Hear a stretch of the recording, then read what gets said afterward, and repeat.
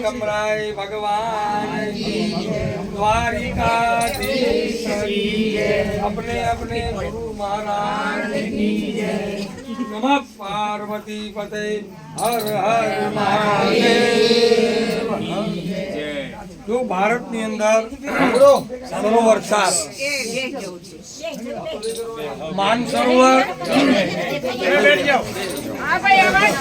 4 સરોવર માન સરોવર કૈલાસમાં આવ્યું જે ચીનની બોર્ડરમાં આપણે વીઝા લેવી જોઈએ ત્યાં માન સરોવર પંપા સરોવર કર્ણાટક જોડે જે સબરીમાલા જ્યાં સબરી હેઠા મોટી દાતા રામ બિંદુ સરોવર ગુજરાતમાં સિદ્ધપુર જ્યાં માતૃશ્રીનો શ્રાદ્ધ થાય ત્યાં સિદ્ધપુર અને ચોથું સરોવર નારાયણ સરોવર। હવે બ્રહ્માજીના જે માનસ પુત્ર હતા સનક સનકાદિત અને સનત કુમારો અહીંયા તપ કર્યું હતું। 1 પેઢી 2 પેઢી 4 પેઢી 6 પેઢી 7 પેઢી સુધી ભગવાન પ્રસન્ન થયા નહીં।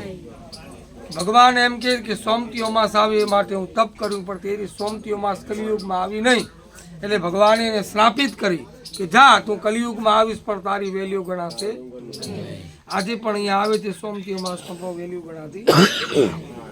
પછી ભગવાન બ્રહ્માજીના જે માનસ પુત્ર હતા મનથી ઉત્પન્ન કર્યા કે જાઓ તમે તપ કરો હવે કે તમારા પૂર્વજોને મોક્ષ આપવો હોય એટલે ભગવાને પોતાના મનથી એ માનસ પુત્રને ઉત્પન્ન કર્યા અને ભગવાન પોતાનું અંગૂઠો હતું એ ખાલી ભૂમિ અડાડ્યું। આ પીપળો છે 400 વર્ષ જૂનો તેના નીચે અંગૂઠો અડાવ્યું એમાંથી જળ નીકળ્યું જળથી પૂર્વજોને બધાને મોક્ષ મળ્યું ને આખો સરોવર આ ભરાઈ ગયો એટલે કહેવાય નારાયણ સરોવર। પણ ખાલી હીરા ગોગે જઈ આવે ને ડેલી હાથ દી આવી ના આવે। હવે અહીંયા આવો તો શું છે સ્નાન કરવું જોઈએ ધ્યાન કરવું જોઈએ પાણી ચડાવવું જોઈએ નાહવું જોઈએ નાહવાનું મહિમા છે પણ આ શિયાળો છે પાણી ઠંડુ છે એટલે આપણે નાહી શકીએ નહીં પણ બ્રાહ્મણ મંત્ર દ્વારા તમને સ્નાન કરાવશે એટલે કોઈ મનમાં કપટ એવી નહીં રાખવાની કે મારા ગાયો પાણી લઈને કહેશે આપો 1000 ને 1500 અમારી શક્તિ હોય તો આપો ગેસ પૂરો પડે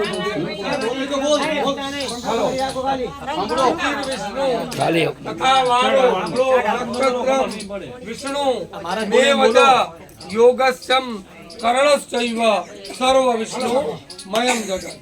શું છે ભગવાને કીધું કે તિતિરમાં ભગવાન છે યોગમાં ભગવાન છે અણુમાં ભગવાન છે તણુમાં પણ ભગવાન શાંતિ રાખો તણુમાં પણ ભગવાન વિષ્ણુ છે।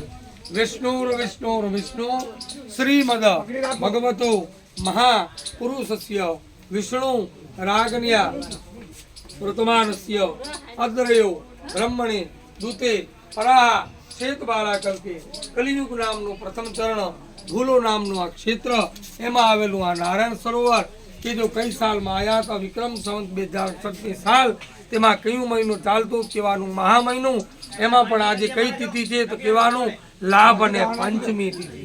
બોલો બધા મનથી કે મમ આત્મન કાયિક વાચિક માનસિક સાંસિક ભગવાન ને કહેજો મમ એટલે મારાથી આત્મન એટલે આત્માથી કાયિક એટલે કાયાથી વાચિક એટલે વિચાર કરવાથી મન કામથી કોઈ પણ ભગવાન અમારાથી પાપ થઈ ગયા ભગવાન પાસે મૂકો કે આધિ વ્યાધિ ઉપાધિ ભય પીડા ભગવાન આ બધાનો તમે નાશ કરજો।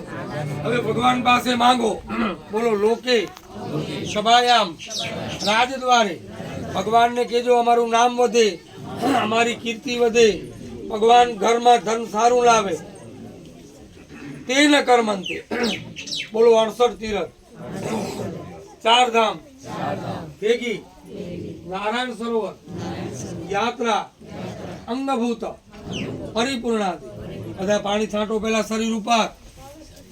હવે 2 હાથ જોડો પીપળા સામે બધાય જોડો હાથ। હવે બોલો બોલો કે અમારા વંશમાં અમારા ગોત્રમાં અમારી 108 પેઢીમાં કોઈ પણ પૂર્વજો કોઈ ભૂલ્યા કોઈ ચૂક્યા કોઈ ગતિયા કોઈ અવગત્યા કોઈ ઝેર ખાઈ ગયું હોય કોઈ એક્સિડન્ટમાં ગયા હોય કોઈ આત્મહત્યા કરી હોય કોઈ મરી મળ્યા હોય કોઈ વાતે, કોઈ ઘાટે, કોઈ જલમાં, કોઈ સ્થળમાં, કોઈ નાનો, કોઈ મોટો, કોઈ બાળો, કોઈ ભોળો, કોઈ જાણ્યું અને કોઈ અજાણ્યું, કોઈ બેભાન અવસ્થા, ધંધામાં, નોકરીમાં, કમાણીમાં, શરીરમાં, સંતાનમાં, માલમાં, મિલકતમાં કોઈ પણ આશી તૃષ્ણા કરતો હોય તો તમને એક લોટો પાણી આપશો. બોલો પૂર્વ, જનાહ, પિતૃ, સુધા, તૃષા અને પીપાસા. પિતૃની 3 ઈચ્છાઓ. તમે દ્વારકા ગયા હશો, રૂક્ષ્મણીજીએ પાણીનું દાન આવે છે, એ અન્નનું દાન આવે. જેની શક્તિ હોય એ આપે. મરજિયાત, ફરજિયાત, જબરદસ્તી કોઈ ઉપર નથી. એક બ્રાહ્મણને ભોજન કરાવવું 50 રૂપિયાનો ખર્ચો લાગે, ભંડારામાં જાય. જેની શક્તિ હોય એ આપે. જેને જે શક્તિ